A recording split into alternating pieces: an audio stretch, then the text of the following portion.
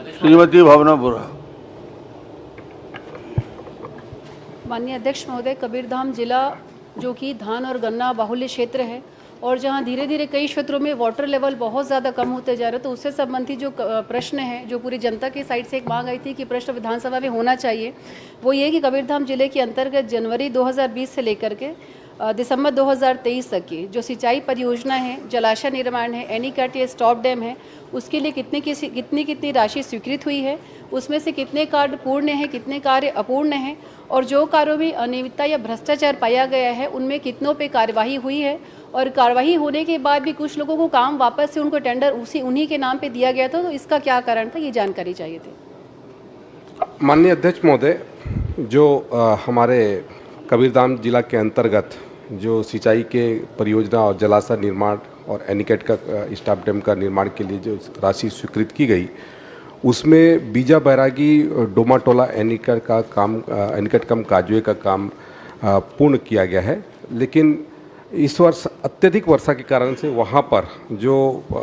उस एनीकट में जो कहते हैं जो उसका कुछ भाग जो अप्रोच रोड वगैरह बह गया था, उसको फिर से करवाया जा रहा है क्षतिग्रस्त होने के कारण से। और इस पर हमारी प्रायोरिटी है कि उसको जल्द से जल्द हम संपूर्ण करा दें, ताकि वो वहाँ के लोगों को इसका लाभ प्राप्त हो सके। उसके अलावा भी हम लोगों ने रामपुर बड़ौदा व्यप्रतन योजना का भी हम लोग निकलते हैं, वहाँ पर कार्य को अपने उसमें रखा है, प्रायोरिटी पे रखा है। हाप नदी में व्यप्रतन योजना का भी हम लोगों ने उसमें रखा है। उसी तरीके से घटोला जलाशय, जगमड़वा जलाशय, बरौजा खुर्द जलाशय, इसको भी हम लोगों ने अपने अध्यक्ष महोदय, जो हाफ नदी की जो बात हो रही है, ये हाफ नदी वहाँ एक बहुत बड़ा मैटर है, और लगातार इसका लगभग इसकी जो जब इसका विषय आया था 5/12/2022 को, लगभग इसको साल सवा साल होने आ गए, अभी भी इसके जो कार्य है वो अप्रारंभ हैं, और इसकी मांग चूंकि बहुत ज़्यादा है क्षेत्र को देखते हुए, तो इसमें यही निवेदन है कि कार्य जितनी जल्दी हो सके यहाँ प्रारंभ कराया जाए। और दूसरा विषय था अध्यक्ष महोदय, जो विषय आया है कि एक भ्रष्टाचार का मामला वहाँ पे आया था